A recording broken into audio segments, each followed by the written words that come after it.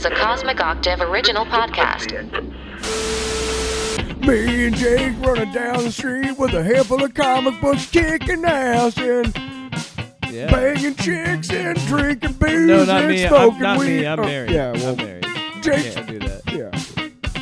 Yeah. Off panel, off topic with Jake and Tyler. That's right. That's right. Episode 187, everybody. That's right.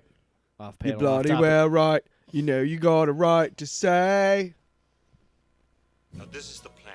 Oh, it's a Get long your one. ass to Mars. I'm already pulling that out on you. I'm That is, if you're new to the Listen, show, hey, that is the sound. If you're not a fan of Supertramp, then get the hell out. I'm Tyler. Yeah, I'm Jake. If you're new to the show, the Get Your Ass to Mars drop is to get us back on topic. Yeah. If we feel like we're veering too far off. And I already had to use that. Because we're off panel. What? We're off panel. What's the name of our show? Off topic. Come Oh, on. shit. My bad. Should we start over? Because we're off panel. Off topic. There you go. Come on, Cohagen. You got what you want. Give these people air. You gave them what they wanted. So far, they've listened to us just argue about nonsense and play a bunch of sounders and giggle at ourselves. Welcome to Off Panel, Off Topic. I'm Tyler. Crack cocaine. That's Jake. I'll drink your blood. So, funny enough, yes. that drop Okay. just reminded me What? of Michael B. Jordan's movie coming out called Oh. Sinners. I want to talk about that.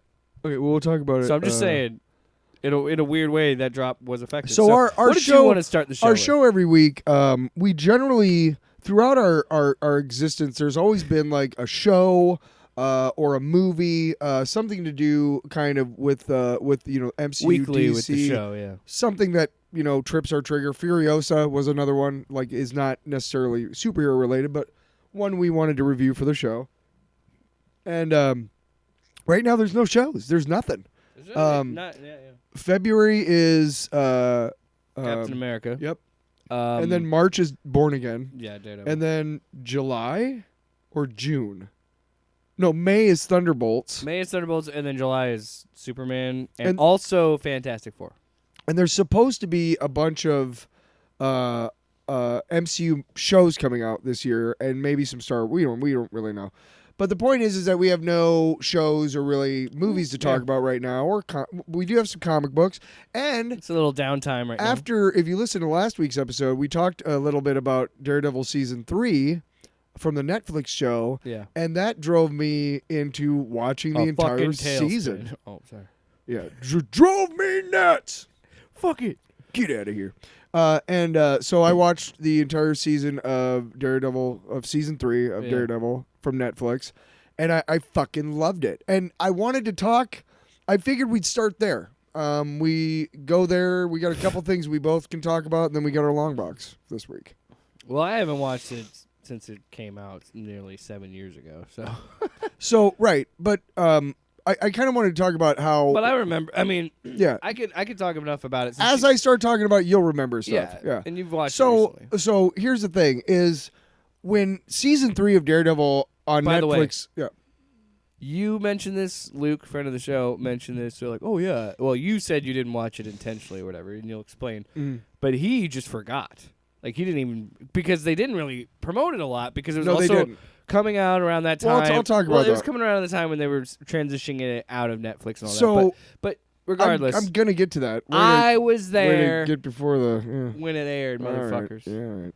I was there. I know. Anyway, so yeah, you finally... There were a lot of people You there. finally watched it. So yeah, what Jake was saying is that I got my first, Roku stick back in like 2016, 15, 16, and I got it specifically for Netflix and Daredevil, right? And by that point, season 2 was about to come out. So I watched season 1 and then watched season 2 and everything.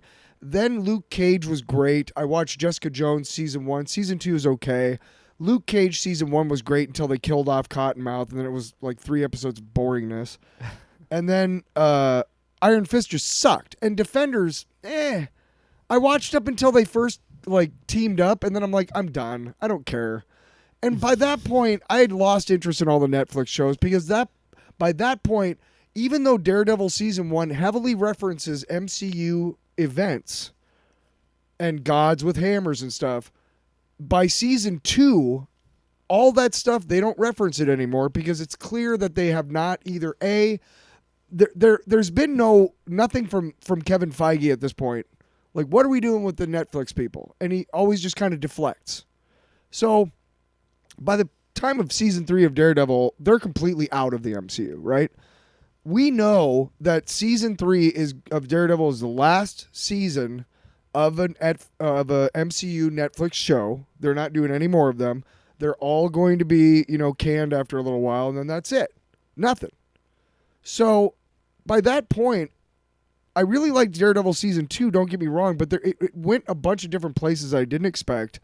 And by the time I got done with that, and then Iron Fist came out, and it was just like, I don't know if I really want to watch this stuff anymore. I knew that there was Bullseye in season 3, and so I thought about watching it, but it was like, why? It's not going anywhere. Even if there's like a teaser at the end, it won't matter because they're not going to make any more of these shows. Yeah. It was about 2 years. They had to wait for the Netflix license to lapse before they could say, yes, Charlie Cox will be Daredevil in the MCU, and when he appeared in No Way Home. And then he appeared in She-Hulk. And then it was announced Born Again, which is going to come out next month. 2 months, right? March. I don't remember exactly. They do have it. 4 or 5 weeks. And Excuse me. we'll obviously review that. So I mean, that happened. Excuse me. So it's interesting because I got to watch it. You got to watch it when it came out, and you knew that it sucked because you I knew was the only that no one. matter what you watched, no matter what happened by the end of the season, you knew that was Yeah. it. Did that make it any did you still enjoy it? Did it hinder the experience for you at all? Knowing that hey, no matter what they do in this show, it doesn't matter because it's over, even if they leave us hanging.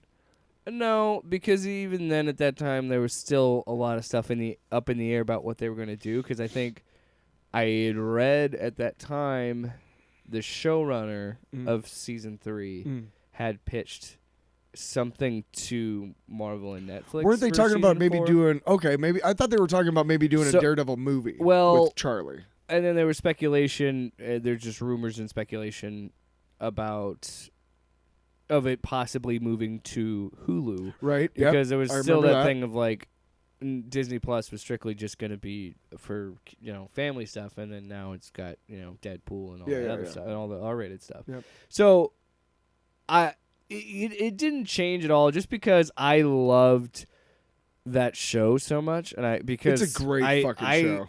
I mean, it's.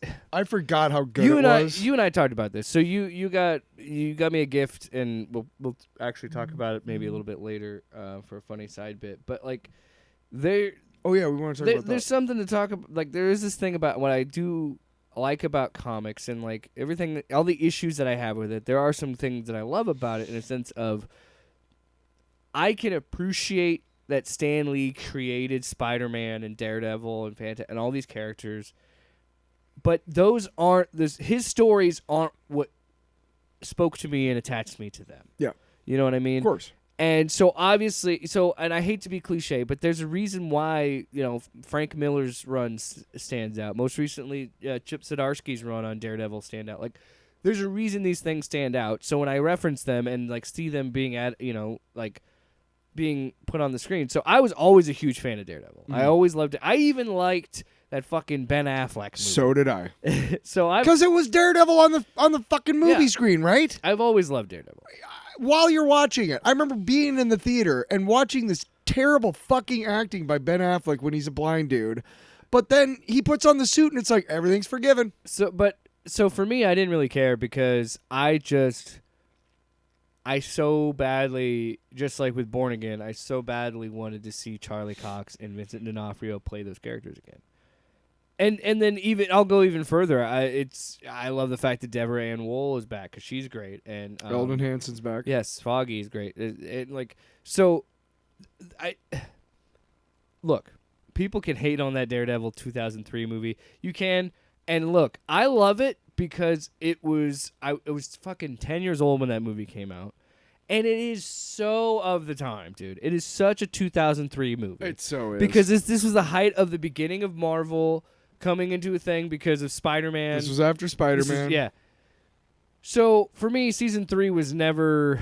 Yeah, and I knew about all the stuff with Disney and all that, and I was still. And at the time, I was pissy, and I still stood by it. Like, yeah, now I fucking Disney's taking their toys, and Marvel's and Disney are taking their toys. But no, I still wanted to see it again, especially because I heard that they're going to do Bullseye. So I'm like, okay, we've already seen the chewing the scenery cartoony interpretation of the character, so maybe now we're gonna get more grounded and sinister villain, and we got that, and he is fucking great in this show. Well, let's not get ahead of ourselves. So let's get ahead of ourselves because I want to talk about the actual season. And I was so mad because I felt like I truly was one of the few people that actually watched it, so I had nobody to talk to about it because I'm like, this is fucking brilliant. Because season 3 is so good. And you and I talked about it last episode. Season 1 is perfection. Yeah. Oh, yeah. Season 2, I think, is still really solid, pretty good, but I will understand there is too much going on in season 2. Yes. Scott Glenn's portrayal of Stick is chef's kiss. Oh, my God. I mean, can't... Dude, in the is that the first season? No, it is. I think it is the second season when he has to say, "Listen to their heartbeats" or "Listen to their breath." Maybe Might have been this when he's getting the. He's just good because he fucking looks like the guy in the comics, dude. Yeah. He just does. And Stick is cool. Yeah. And yeah. Right? You can't. Right? Yeah. Yeah. And then, but just it got like with a lot of the mysticism and stuff with the hand and Yeah. stuff. It was like, all right, what are we doing here? You know.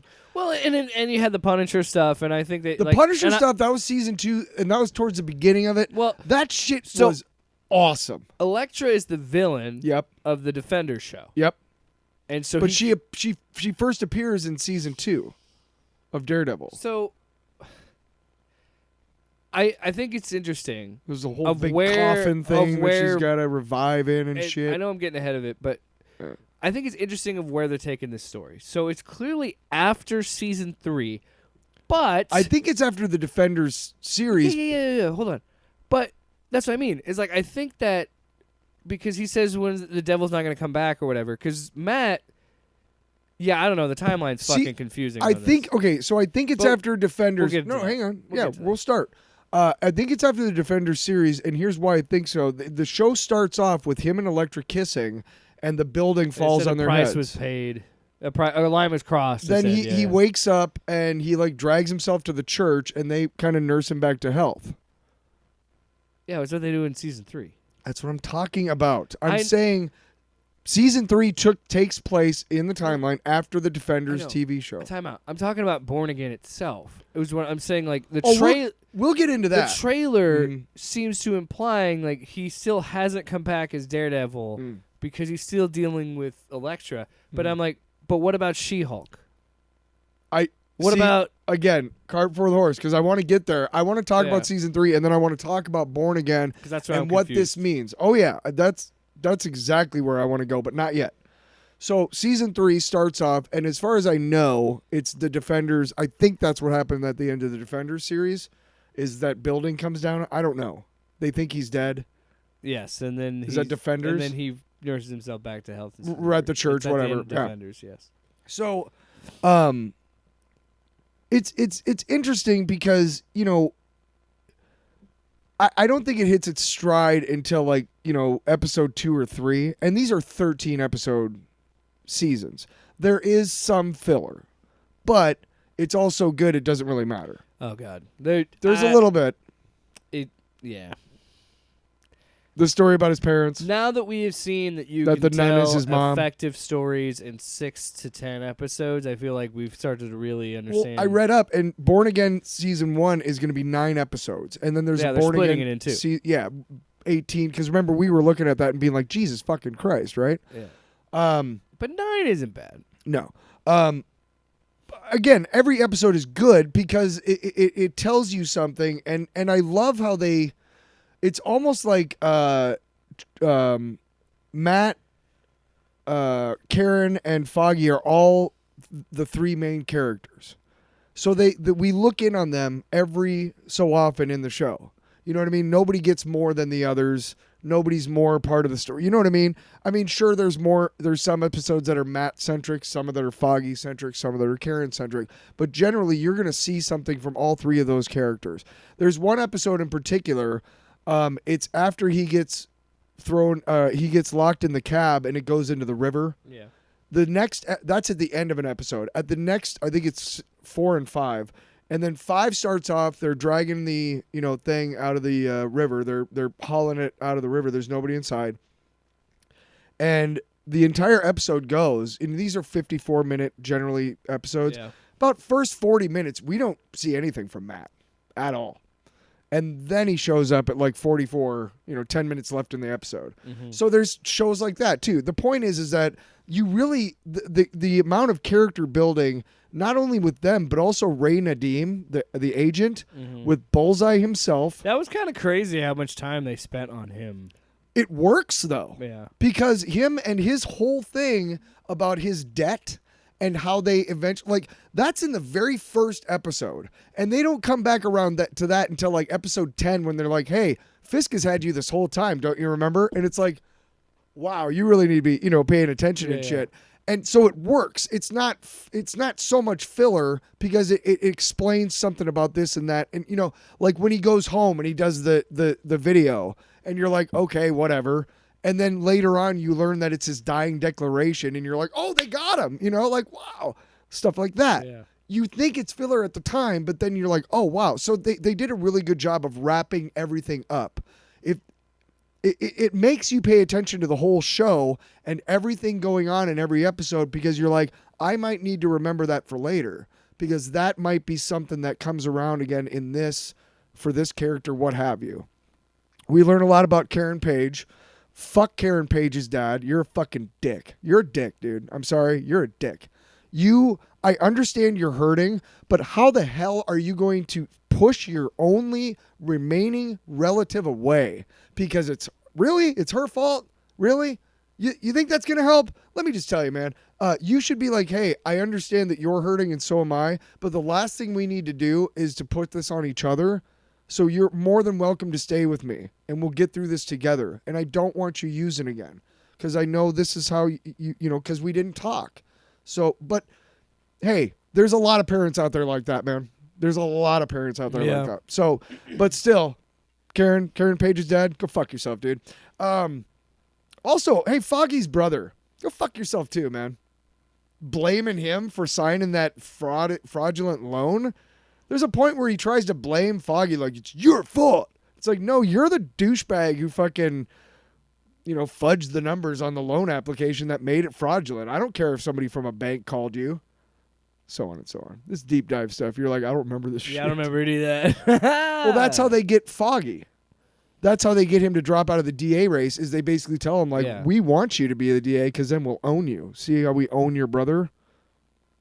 Yeah. Red Lion Bank. There's so much deep shit in this episode, in this season. Which is what I think is going to pave the way for Fisk being mayor. Right. Now, we'll get to that because I want to talk about where we're at in Born Again, but I still want to finish talking about season 3. Which is huge, which I got to say is a huge leap for them to just say, okay, I think this is doing what Deadpool and Wolverine was doing, which was we got to make this big sweeping thing to kind of bring in Daredevil into the MCU. But I want to finish talking about season 3 first. Yeah. Because I want to get there and have a big discussion about Born Again, but not yet. What was your favorite thing about season 3, would you say? All of Bullseye. And all of Bullseye? So we talked about this, his storyline is a little bit different in the comics. He is a baseball player, though. Yes. So when you brought that up last week, I had to bite my tongue because I wanted to read up on I wanted to read up on Bullseye's comic origins and then what I saw in the show. And it just goes to show you the effectiveness of this show has always been what's made it work in the comics and what will always make it work is to tell a compelling story like this. You need really good villains, and I think this show. Even with Punisher being the traditional character that Frank is, being the anti-hero, he was still an antagonist to Matt. Yeah. And he was built up. and made into this cool, interesting character. And Punisher was Electro great. was great in the. As jumbled as that season 1, his performances were still really good. And so what they do with Fisk in season 1 and throughout the whole show, and what they do with Bullseye in this season, getting that whole episode in black and white, and it's like this all-American Leave It to Beaver thing. So real it's quick, just so good. I think you're remembering it because, and I was watching this, and you said this yesterday too. But that baseball sequence is Right. yeah. It's not a whole episode. It's just it's a little sequence in Fisk's apartment, which is really interesting because he's imagining all of this happening. Yeah. In his apartment, and then there's so. But also, I wanted to quick. Yeah. My other favorite thing about Bullseye in this was him fighting Matt in the office. Is the imposter Daredevil. So like then Matt's got his old. The symbolism of Matt fighting himself, and the symbolism of fighting a better version of himself, a faster version, a precise version, and then like guy who can fucking ricochet and shit. he ricocheted fucking scissors into him, like off a desk, and like all this crazy shit, and it was such an awesome sequence. And then the best thing about it, the one shot sequence in this season was fucking awesome when when Matt fights out of that prison riot. And it's after he talks to Fisk, and it's it's the one take, and it's him outside of the costume. So now we've seen it 3 versions. We've seen it in his classic gear, his Daredevil gear, and now as Matt. And like the way that ends with him like landing on that body and then like falling down and then getting back, like falling forward back into a fight, like a punch, and like. Sorry, I love this show. And you know why? Because it does something that a lot of these movies and these shows have been missing, I think. Matt gets the fuck beaten out of him. I want to touch on that. That makes him relatable because he gets his ass whipped. I want to touch on that because Pussy. wow. Have you got A pussy. Have yourself a tight little. So I'm not one to be, all realism and shit, right? And you got to understand some stuff. Anybody who's ever been in a fight knows that fighting is not. It's not possible how these people fight. For any of them to come out of this, especially fucking Daredevil, without multiple fucking concussions And broken hands. bones and hands. I mean, it's there were times when I'm watching, and I understand it's for cinematic effect, right? You have to suspend your disbelief because couple things. That hallway fight in season 1, fucking awesome, right? Season 2, the stairwell fight with Punisher, fucking great, right? Yeah. But there's a part of me that's like, do you really have to keep having him punch people and stuff and get punched a lot? Like there was, I can't remember what, I think it was, I'm trying to remember how the season ended. When he and Kingpin were fighting. And like, he's fighting Bullseye first and then he fights the Kingpin. Well, they're all fighting each other at the end there. And like, there's so many headshots and I'm just like, just jacking each other in the head. And I'm just like, that's not, you don't need, can the stunt coordinator maybe find another place to hit? Oh my God. I know in that the it's last episode when he's fucking punching Kingpin, the blood is splattering yes, on the wall. I was right? Like, good Lord. That guy is dead. I don't care that he's or when he's the Kingpin. Like, same season. Yeah. When he slams him, like he just fucking basketball bounces him off the fucking table. Yes. Like so many concussions. And they show them later, and it's got like a little bit of blood, maybe a bruise, and it's like you should be dead, dude. So I love it though. Right. Again, I understand comic that. book. I totally understand that you have to suspend your disbelief, and that's cinematic and stuff, right? John Wick is not really stuff that is real. There's still but it's so cool because it could be because people thought about it enough. There's still fantastical shit in the Of course. in the Dark Knight. And keep in mind, by the time we get to the boat problem sequence, he's already blown up a hospital, robbed a bank, burned hundreds of thousands of dollars, blown up, done so much property damage. But it's also like, so like I see where you're coming from too. Where like at some point you're like, how is dead or Kingpin should have killed him at some point, Right. just as much as he's beating the shit out of him. And then when he's punching it, but I'm not gonna pretend it isn't a fucking crazy visual of like seeing the pure white wall get just doused with every punch. It's like visually, it's fucking insane. Well, you start with the fact about the painting and the story with the lady. Yeah. And then the fact that Bullseye goes and gets it anyway and basically probably kills the lady. There's a spot of blood on the painting, on the frame, and she notices it, Vanessa. Yeah. And then, obviously at the end, he gets more of his blood on it. It's a great visual and like so much, literary and then that moment, things to think about, so many symbolic. And then the moment, that's fucking amazing. Yeah. And it continued, like, it is also impressive how well Charlie Cox makes it believable that he's blind. Yes. And his ability to, like, find ways to, like, look away and look at, and when that sequence when he finally has him on his knees begging for his life because of Vanessa, where he just goes, where he lifts it up and reveals, and he's just like, I want you to know that I fucking beat you. Yeah. You got your ass beaten by a fucking blind lawyer in Hell's Kitchen. Get the fuck out of here. And now we go to Born Again, and now it's a different dynamic because now.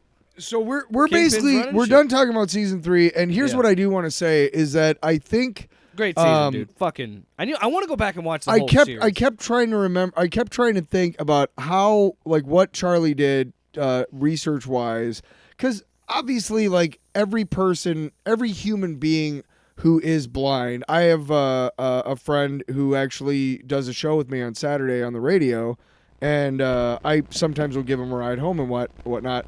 And it's funny because I'll forget that he's blind. I'll ask him a question about like somebody's. Like, hey, is his kid blonde? And he's like, how the fuck should I know? And I'm like, oh yeah, that's true. So I mean, obviously, like, you don't want to hear about. Yeah, Jesus, dude, figure it out. And we can hear you on my mic too, dude. I mean, just turn yours up. We don't care. You can't hear me on that mic. See, you couldn't even hear me now. Dylan, turn it up. Brilliant! That's me. Anyway, so your friend is blind. Yeah. Obviously, there's like the whole Robert Downey Jr. character in Tropic Thunder, the joke about like being too into character and so forth and so on and whatnot. Commentary. Right, but I'm willing to bet that one thing that he did was like, how do I make sure that what's a trick that I can use to kind of get into that character and not necessarily like make my eyes blind or whatever, but also but like what can I do with my eyes? And I'm willing to bet that one thing that people who have sight issues or are blind, I'm willing to bet that when they're looking at somebody, because you don't necessarily know where the other person's eyes are, you can't see, that you're looking at their voice. You're looking where you're hearing from. Well, your eyes, they're following the sound. Yeah. Right? Do you think? And I think because when he pulls I he pulls his thing off, he's not actually looking like right at Kingpin. No, he's not. Right. And he wouldn't know where his eyes are. He doesn't know where his eyes are. So now we finished talking about season 3. It just. Would you say He wouldn't know his eyes were because his eyes were not where he were. Where his eyes were his eyes, and eyes were his, and I was if eyes, you could see, and I were his, eyes were his. If you could see his eyes. If you could see me now, you could look at my eyes, but and I could tell you're blind because we could look at. But so I was on a roll, click man. in there, but I wanted to. I'm gonna click my tongue. Fucking just. Well, I want to talk about that though. I think Hitmaker. that is hard. That has got to be hard for him not to look in his eyes because it's your instinct to do that. So I'm sure it's like, okay, just always be looking up or to the left or to the right, never directly looking at him, because even though he could guess as in a blind person, you know where people's eyes are, but just because you're hearing a sound from a direction doesn't mean that's where a face is, No, I know, but I'm saying like that So would be. that's why I'm saying if like, I it's was an good that actor, he's- that would be something Right. that I would think about. Like I want to look at people's mouths because if I was blind, I'm willing to bet that's where my eyes would go, even though I can't see anything. Well, that's where the sound. Yeah, because that's where the sound is coming from. So we've seen season 3, and again, just great. And the guy who played Bullseye was fucking great. He did a really good job. I think Wilson Bethel, he's I hope back. he comes back. He is back. Oh, and let's Hey, don't kill your villain. let's talk about the very end with Professor Oyama, Yeah.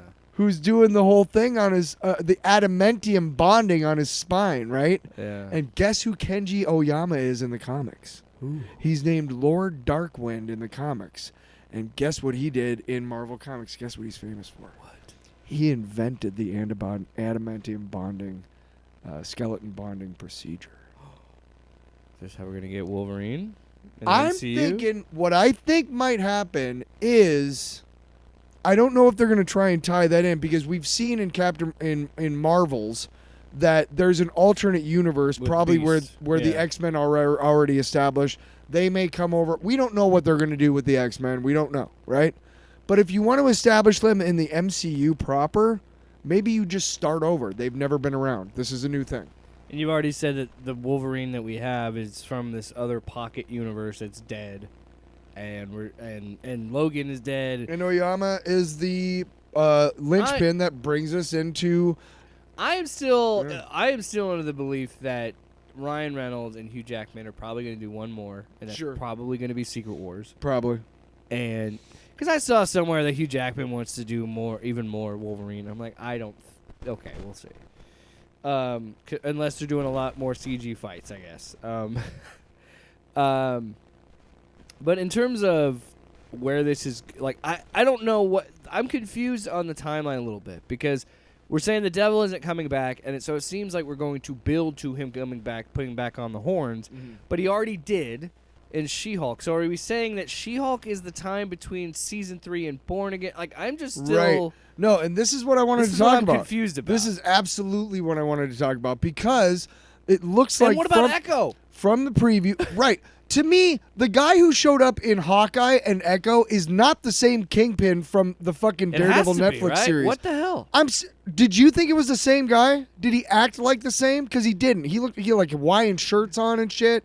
Yeah. He acted different. I don't think it was the same. I know that Vincent D'Onofrio has stated that it is, but the Kingpin that shows up in the Born Again trailer is not acting And like now the he's guy the in mayor. Echo and Hawkeye, Yeah. right? Well, no, he's running for mayor. He's not the mayor. I'm saying, Well, in the comics, he wins, so I'm assuming he but wins. we got to establish Yeah. that he's not the mayor when the show starts. Now, how do we get around the fact that he's in prison at the end of season 3? How do we get around the fact that, according to everything, Vanessa is, out of prison, but if she ever does anything bad, then, she's getting deported, blah, blah, blah, blah. What are we doing, and how are we taking these things? Now, it clearly shows, I think, Bullseye, everything that happened in season 3 to Bullseye happened. I think what they're going to try and do is they're going to do a soft reboot, which is, hey, if you're new to the show, we're not going to show you Daredevil's origin because we've already been down that road. We're not going to show you Bullseye's already been down that road. Here's where you can find that. But we are starting fresh. Everything that happened in those first 3 seasons is canon and happened. But if we retcon some shit, don't be surprised. Yeah, I mean, Right? Don't you, have think? to. I mean, there's just Because clearly when you saw the shot of all 3, Foggy, Karen, and Matt walking down the street, and they're all, jovial and here. yeah. To me, that looks like, people that have been through a lot of shit. It doesn't Yeah. look like people who are starting off. So clearly they've been through some shit, but maybe they just won't be specific It's about obviously post season 3, it. Right. but But there's clearly elements of season 3 that are going to show up in Born Again, right? are we just gonna say like? I know. That's. But what about She-Hulk? Oh yeah, dude. What about Spider-Man? No Way Home? Spider-Man Yeah, is exactly. acceptable because I could just be him being a lawyer. Sure. Whatever, fine. It's a little cameo. That's fine. And you could have done that with She-Hulk, but he was Daredevil. So I am assuming. Hear me out. Okay, She-Hulk happened. This is post She-Hulk, and this is him saying, "Okay, that was fun. It was cool to have this new suit. It was, that was all fun, but I don't know if I should still come back and do this." So he still puts it up because clearly we're showing he has more in that one shot. We've established he has more horns, cowls. Now, if I'm not mistaken, the guy who makes the suits gets killed in season 3. Kingpin kills and him. that's why his suit is from the dude in She-Hulk, right? Because Right, I forgot about the dude in She-Hulk, yeah. who gave him the yellow one. Yeah. But I think that was only for She-Hulk, and they're not going to. So I'm thinking She-Hulk is going to be one of those things that's like Deadpool, where like things happen and they can be canon, but if you want to write anything off as not happening, it's fine. Because they do in the last episode. And also, what is he other than the suit? What does he really do in She-Hulk that's like, oh, we got to reference that in Born Again? You know what I mean? Nothing really. So it's okay to look at it. Honestly, as that can exist I think on they're its also own. banking on that. Maybe not everybody watched that. So like, and I think a lot of people are like you and me. We're like, and again, it's again. Well, no, it shows. You want to talk about the Netflix shows. You want to talk about the legacy of the Netflix shows. It's that Daredevil was the. I keep looking like we have a camera. We still don't have one yet. Daredevil is the only one that was worth the shit because everything is centered around Daredevil. The villain they fight is Elektra, a Daredevil character, and the Hand, Daredevil's shit. And the fact that she's all this stuff, these references, Echo. Wanted to get people, and by the way, the stats came out that Agatha All Along and Echo were one of the lower viewed things ever on Disney Plus. I'm not shocked by that because they weren't heavily marketed. Not really at all. No. So the judge will I remember take when that Echo as a came W. out, we were like, oh hey. So I think they even have him cameo in like the first episode for one scene just because they know people would be interested in that. He pops up in She-Hulk, and they how long they teased that out for 2 to 3 episodes before he shows up because that's how people wanted to see Charlie Cox and Daredevil again.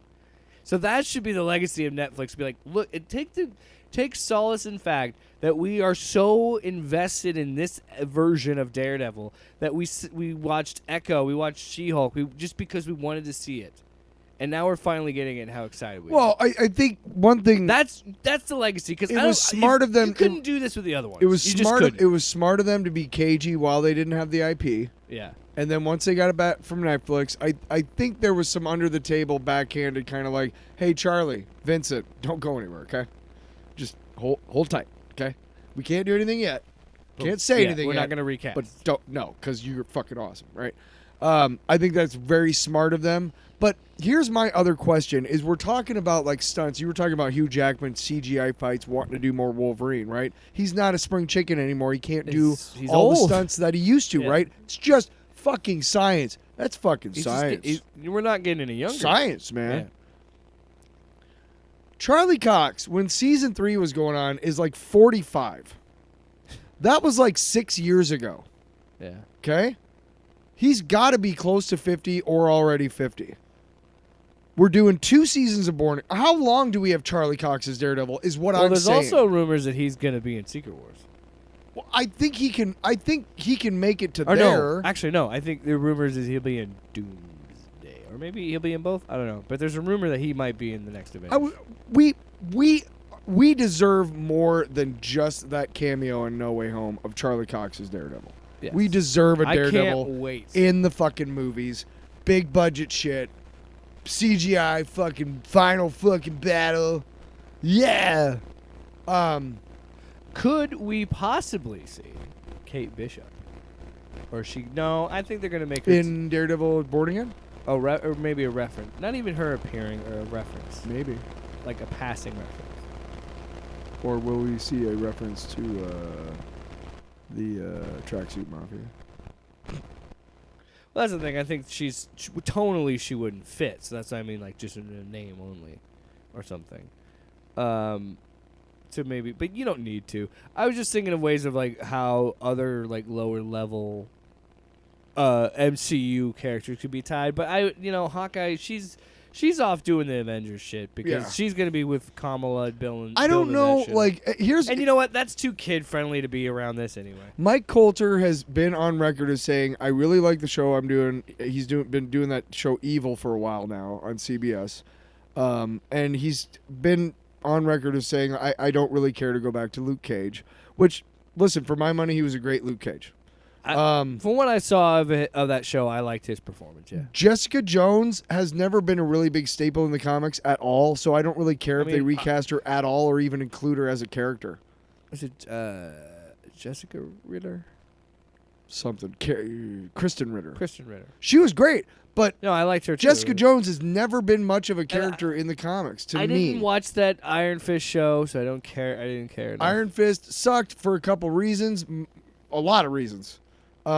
Which let's just be honest right now.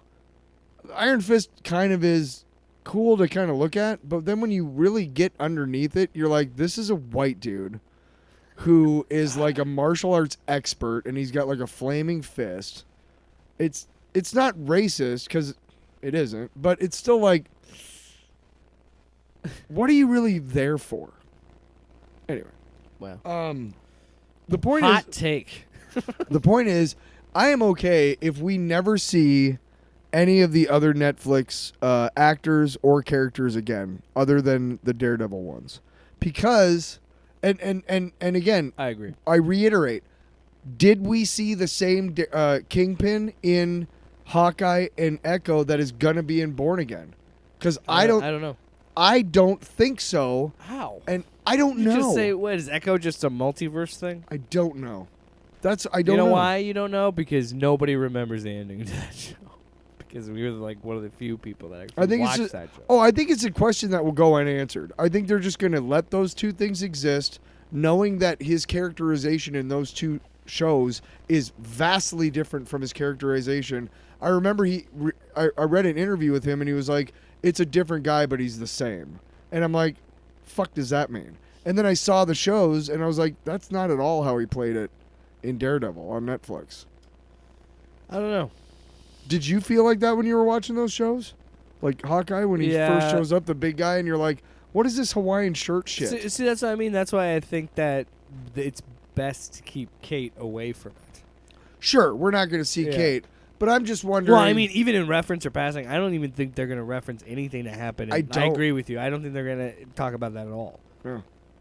And I don't even think they have to. Maybe I don't know. Well, like, okay, they reference. See, that's what I mean. That's the issue that they have been really sloppy with how they've brought these two into the MCU. So I'm looking at it. I thought it was really dumb to to bring in Kingpin for these two things, like these two extra shows. Like, if you already know you're doing another, why are you bringing him in now? And then have him to shoot and lose his eyes, and then have but his eyes not back, die, and he loses. Now he's got some sort of fake. What the fuck? I don't. Yeah. Isn't that weird? Isn't it irritating? Like, Feige, what the fuck are you doing? Anyway. So I'm looking at it as I think so this is just like the Born Again thing is like.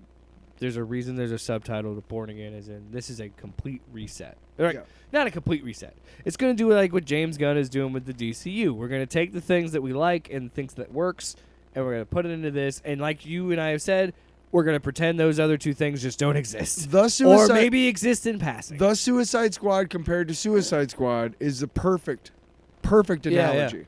Because we watched both those movies, and we know that the Suicide Squad... You're supposed to be if you want to take stuff from Suicide Squad, you can. In fact, we have Harley back. We have a couple characters Birds back. of Prey was before that. Right. So we have a couple, right? It's a weird trilogy because it weirdly goes Suicide Squad, Birds of Prey, The Suicide Squad. It's like But I think what you said about the DC Suicide Squad and then James Gunn's The Suicide Squad. Yeah. How they integrated stuff that had already happened with new shit. Things happen. Without erasing shit. Yeah. Yeah, it's possible to do that if you have smart audiences. Huh, no shit. Yeah. All right, so long box? Just going to go right into the long box? Why not? Well, no, we got Absolute Wonder Woman. We got to do that. Oh, you got to read it? I did read it. Press record. All right, Absolute Wonder Woman. Number 4. We just had an incredible... Oh, you piece of shit. Yeah, we're not going to redo it. It's too late. It's a one-time thing. Why do you got to bring it up? Because if you've ever seen Tenacious D, the episode, the show,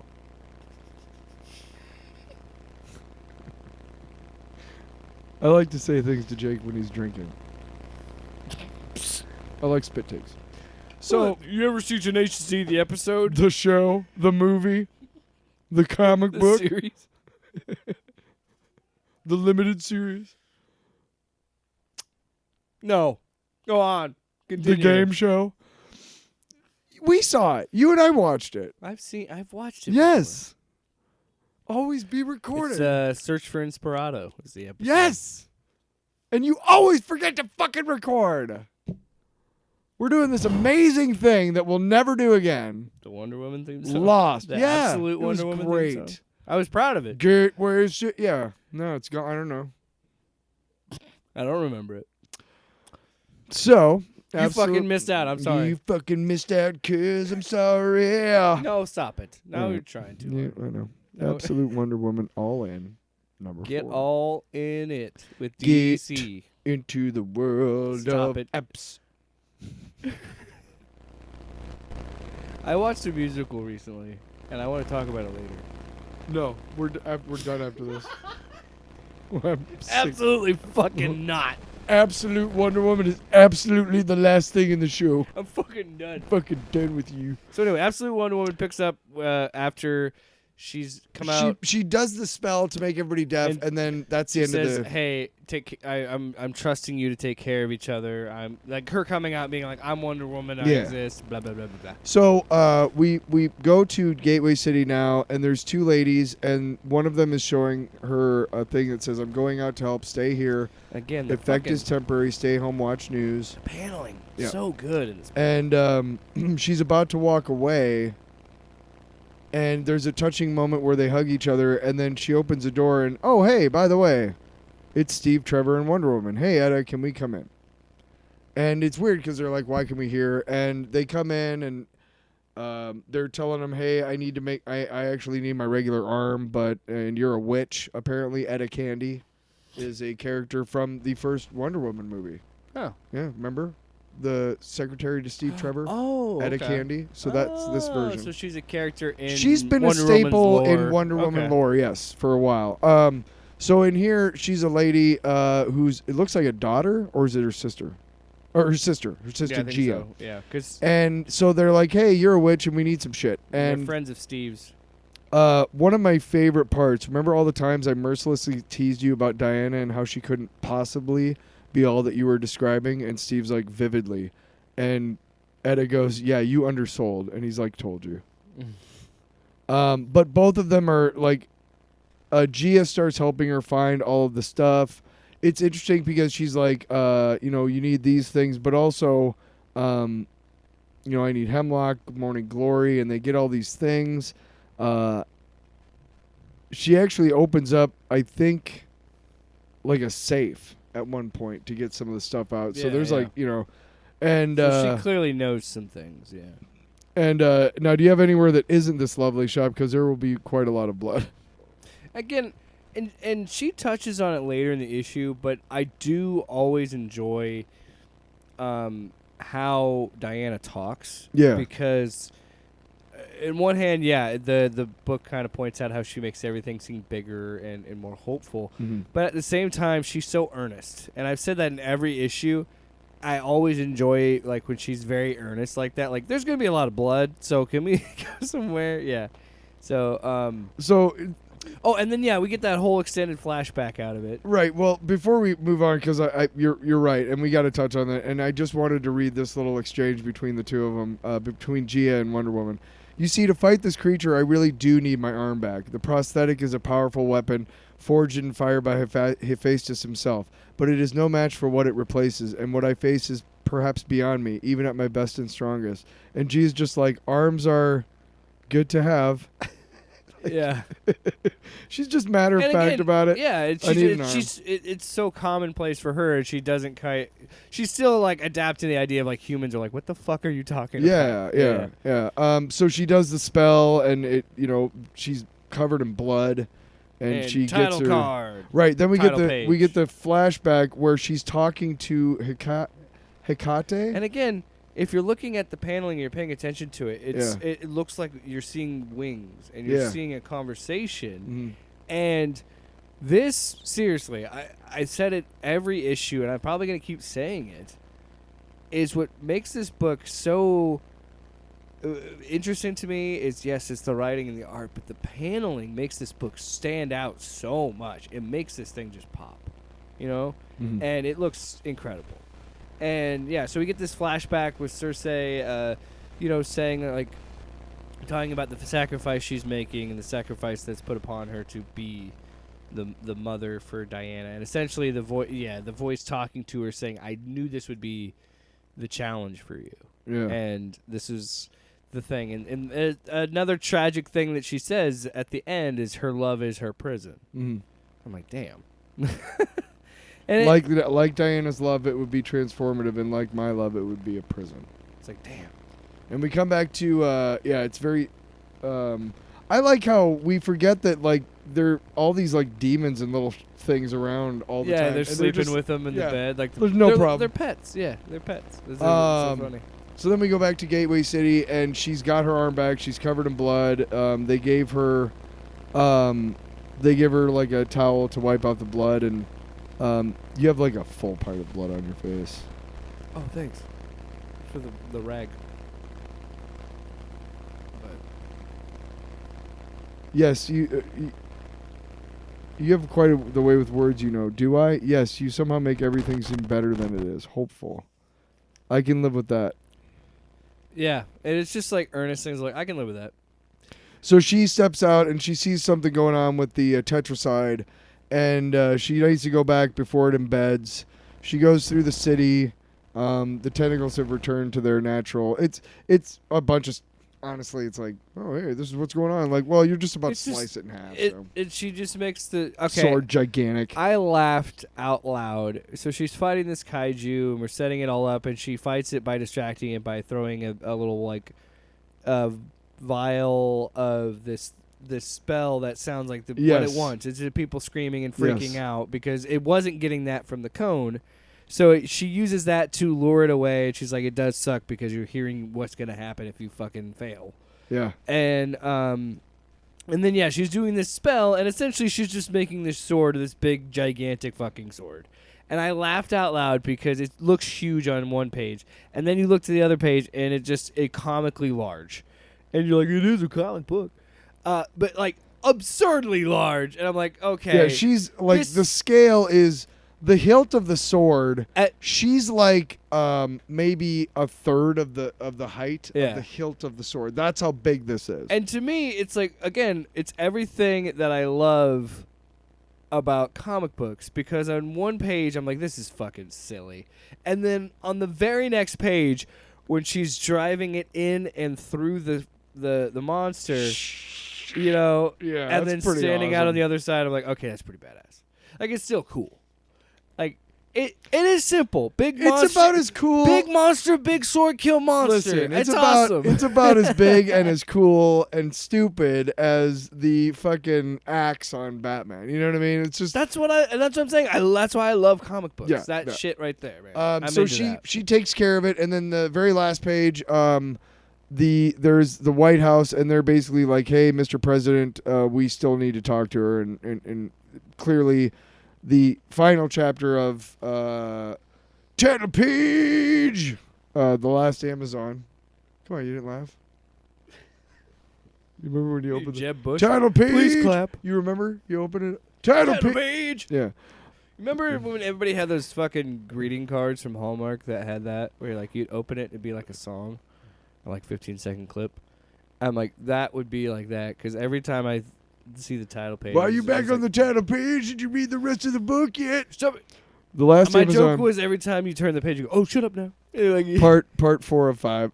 So the last part, this is 4 of 5. The last part is clearly going to be the government stepping in and being like, hey, yeah, and what are you doing? The defense secretary was like, even though she killed that thing, like, doesn't mean we can trust her, pretty much. Yeah. Just being so like, okay, now we're setting up the last part of this. It's a little up in the air how they feel about her. They're not saying we got to get her, but they're not saying, hey, we got to make friends with her. I think there's going to be a confrontation, but sure. I think because the whole theme of this arc, I think so far, has been like what she says, how Diana has had moments where she could have led like a militant warrior, Mhm. and in battle and combat, she is that. She's like, I need you to listen, like, Mhm. and like she's always led with love. She's never come at that. And when she's asked somebody of something, she's always been grateful for them to help when they help, Yeah.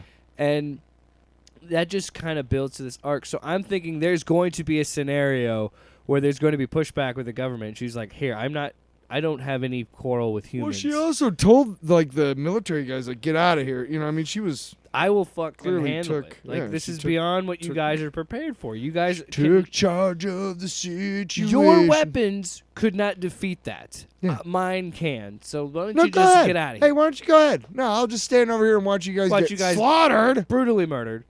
No problem. Mass murdered. I'm only Wonder Woman. I don't want to do a long box. We've talked Why long enough not? because I'm tired. I'm tired. Well, I'm tired of you. How about that? Everything with that? Maybe I had a book I wanted to talk about. Save it for next week. No, I don't want to save it for next week. You rat bastard. I don't want to end on that. That's too negative sounding. Well, we're not gonna end on Rat Bastard. You want to talk about your book? You can talk about your book. I'll sit here. No, it's fine. Zoe, if you want to. Nah. I'll see you next week.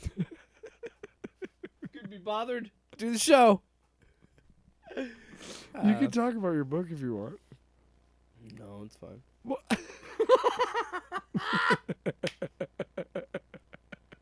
No, it's fine. I don't want to talk about my fucking book. It's called Hound. This book I'm going to talk about because it's super short. It's not a very long book. You could do it in a day. I did. Fucking, that's how smart I am. I'm a super fast reader. Super fast. I don't know if you know this, but I can read 1,000 words a minute. It's a book. It's published by Mad Cave, Mhm. and it is written by two people. I'm trying to pull it up here. What are their names? Butt and Sniff. No, I'm kidding. Actually, given the What the very fuck is serious wrong? nature of this book, I'm not gonna. What is your deal, man? You. I want to talk about the book, but I want to make fun of it. want to make fun. I gotta put some lotion. Well, on the my names hands. are blocked on the because I got it from the library. Yeah. So anyway, Sam Freeman, Ha! Sam Rose. It's on the title page. Remember, I just showed it to you. Romsberg. No, there's no title page, Tyler. You said. It's right there. You said. No, I'm kidding. Art by Rodrigo Vasquez. Who are the writers? I said Sam Freeman and Sam Romsberg. Ah. Letterer, Justin Birch, and all that other stuff. But it's a pretty quick read, and it's an interesting book. And I was telling my wife about it. I liked it a lot. I really enjoyed this book. However, I could see how some people might want a little bit more out of it. Hold on a second. I could see how a lot of people maybe wanted more of this book and thought that maybe it could be longer. I kind of felt like I was wanting a little bit more, but I think that's what makes it so good is how quick and visceral it is. It just jumps into the action. So this book called Hound is during World War I, and it's following William Barrow. And he immediately gets kind of thrown into this group called the Hounds.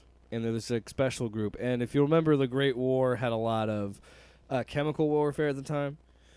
So when you're seeing these characters, they're always covered in masks, in gas masks. And like there's a whole thing with that because there's this special unit called the Hounds that are dropped in these like hazardous areas to do, like ops. Yeah. And you don't ever see their face, and they're all staying in this like weird rundown home that is like the safe zone in this like gas contaminated area. And immediately, and I don't know, I don't know, I got this from I kind of want to get this book because I want you to read it, but I thought it was going to go a certain way. It doesn't. And then by the end of it, I was a little bit more emotional with it at the end because William is such a innocent character that while there are horror elements to this book, the scariest and maybe the most visceral moment is between two humans, and someone dies. And it's such a horrible, sad moment. And then when you get to the end of the book, it's made even more impactful. And it just really is. And it excuse me, I didn't do a ton of research on it. I probably should have. Oh, way to go! I know, I'm a fucking ass. Jesus Christ. I wonder if the writers are veterans or maybe know some veterans or something, because this is a very ugly, visceral book about war. And the way that it ends is just so beautifully sad. And just, man, it's just, yeah, man, it is a really good book, and it's a very quick read, and you could read it in a day. I did, and it just kind of sticks with you, and I want to know more. I want to see if these guys do more. And what, it's interesting too, because Mad Cave, there's like a little sticker on it that on the front that says like 10 years. And I'm like, this is the first book I've seen from Mad Cave, so I'm interested in what other stuff they do. But yeah, it's a really solid book, and it's pretty self-contained, and yeah, I think it sticks with you, especially the ending. It's a really good one. I dig it a lot. I recommend. Tyler, what do you got to say? Off panel, off topic with Jake and Tyler.